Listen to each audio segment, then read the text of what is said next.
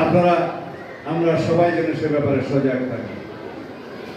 আমরা আরো লক্ষ্য করেছি বিভিন্ন রকমের ইস্যু সৃষ্টি করে এই দেশে সামনে সুষ্ঠু এবং অংশগ্রহণমূলক নির্বাচনকে বাধাগ্রস্ত করতে চায়। আমরা আপনাদের সামনে স্পষ্ট একটা উচ্চারণ করি, বাংলাদেশে এখন নির্বাচনী আমেজ বিরাজ করছে। বাংলাদেশের মানুষ ভোটের প্রচারে নেমে গিয়েছে। সকল প্রার্থী যারা ইলেকশন করবেন বলে আশা করছেন সবাই গণসংযোগে নেমে গিয়েছে।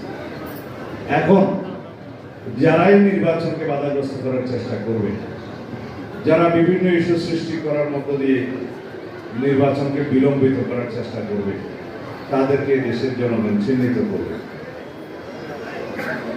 আমরা লড়াই সংগ্রাম করেছি বিগত 16 বছরে।